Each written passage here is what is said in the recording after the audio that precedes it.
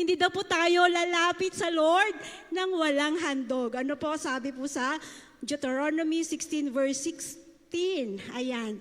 Napakaganda po ng tema. Ano po ngayon? Revival, a call to absolute obedience. Ano po ba ang pinag-uutos na Lord? Ano po? Alam na alam po natin sa Malakay 3. Ano po? Makibasa po kayo, mag-start po tayo sa verse 16. Sa verse 6. Ano po ang subtitle po nito ay Breaking Covenant by Withholding Tithes. Again, Breaking Covenant by Withholding Tithes. Sabi po sa verse 6, wait lang po.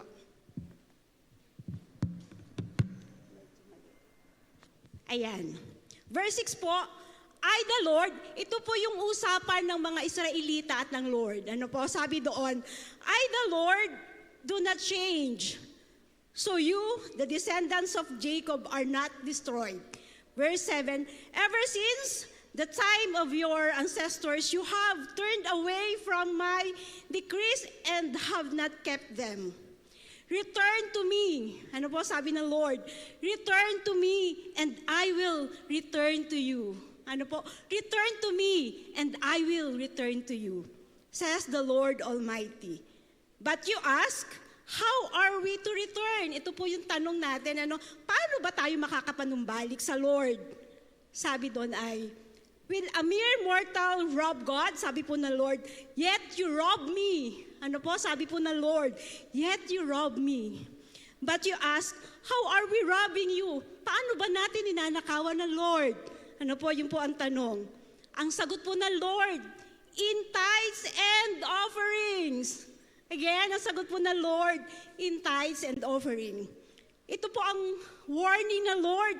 Verse 9, you are under a curse, your whole nation, because you are robbing me. Ano po? You are robbing me. Yun po ang warning ng Lord. Ang Lord po ay napakabait. Ano po? Hindi lang siya God of second chances. Siya po ay Diyos ng maraming chances. God of more chances. Ang nais lang po ng Lord sa umagang ito, ano po? Tayo po ay magpasiyasat. Ito po ba'y tayo? Ano po? Are we robbing God through our tithes and offerings? Ang Lord lang po at kayo ang nakakaalam. Ano po? Pero ang maganda pong balita, ano po? Verse 10, bring the whole tithe into the storehouse, that there may be food in my house. Ito po ang utos ng Lord. Absolute obedience po ang panawagan for this month. Ano po? Sabi po din ni ito po yung application natin. Test me in this, says the Lord Almighty, and see if I will not throw open the floodgates of heaven and pour out so much blessing that there will not be room enough to store in this. Ano po? Ito po ang pangako. Ano po? Once we obey the Lord. Marami pong pangako ang Lord. Ano po? Actually, ang Lord naman po ay hindi lang nangangako ng financial blessings. Ano po? Sa ating pong talatang nabasa, ano po?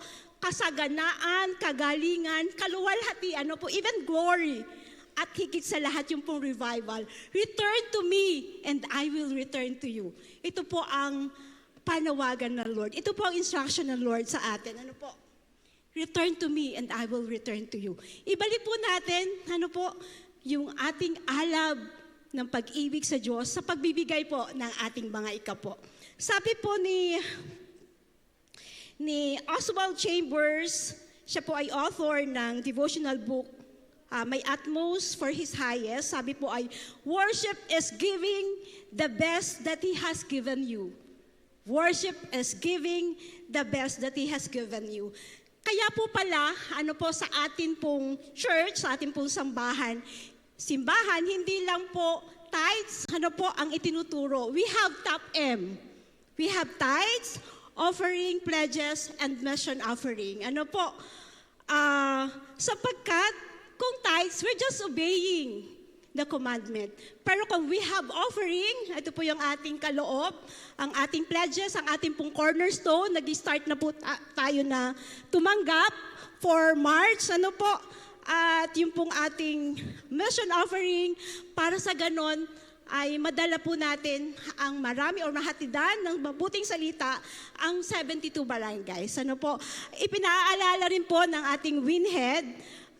Sulatan po natin yung first page, ano po, ng ating name, ano po, at yung pong iba pong information na kailangan dyan. Sige po, atin pong itaas ang susi, ano, sabi nga po, obedience is the key to unlock, ano po, God's promises and blessings. Sige po, kung ano man po ang dala-dala niyong panalangin, hallelujah, kung ano po yung dala-dala niyong panalangin upang, ano po, hingin, ano po, we are holding the key. Sabi nga, sabihin nyo nga po, this is the key.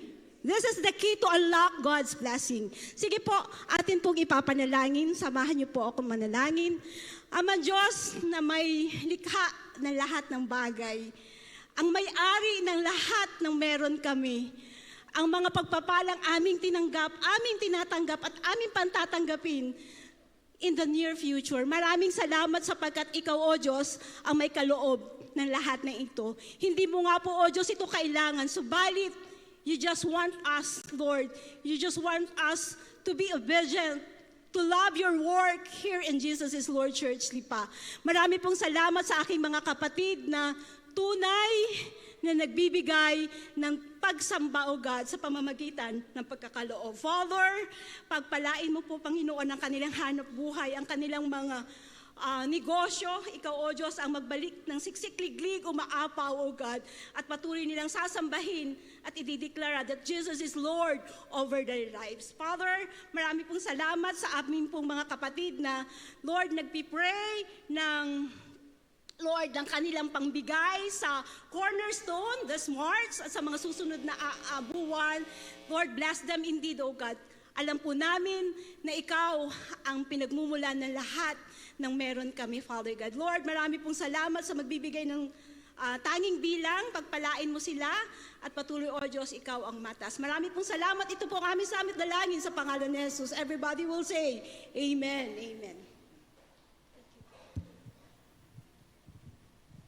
Praise the Lord. Hawakan po natin ating mga kaloob. Sama-sama po tayo magbigay sa ating Diyos na buhay.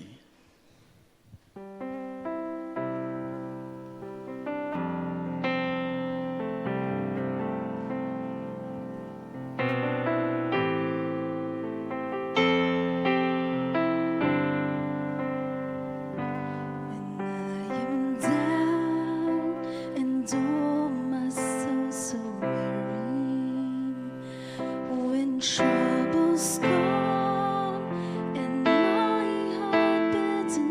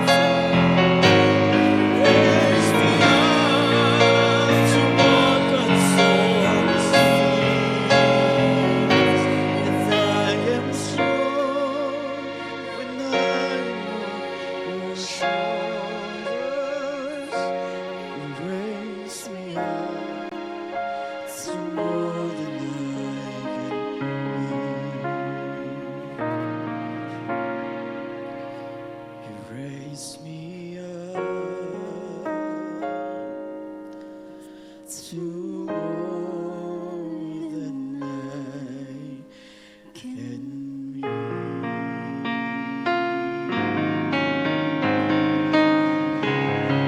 Sa Diyos po ang lahat ng papuri.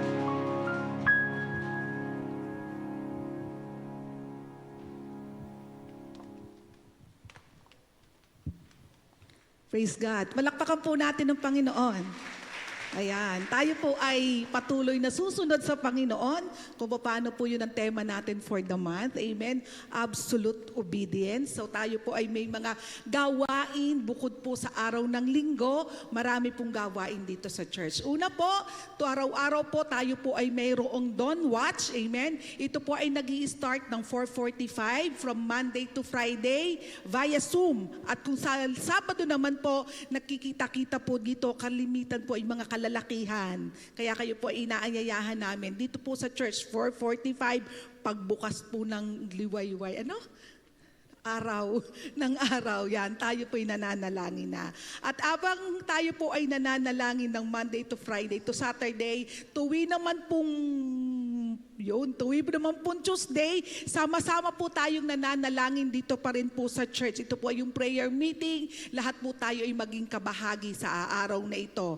At pag Wednesday naman po, meron po tayong prayer revival. Ito po ay nagaganap sa Bulacan. Amen. Tayo po ay lubos na pagpalain. Bagamat po tayo ay yung desire po natin na makarating din po doon tulad po ng sinabi ni Ate Nora. Pero hindi po limitado ang kayang gawin ng Panginoon. Nasa tahanan man tayo po ay nakaharap lamang sa ating mga cellphone, sa ating pong TV. Amen. Ang pagpapala po at ang pagpapagaling po ng Panginoon ay kaya po tayong abutin. Amen. So ito po ay every Wednesday prayer revival. Praise God. At tayo po dito po sa church, every Thursday meron po tayong Night of Power.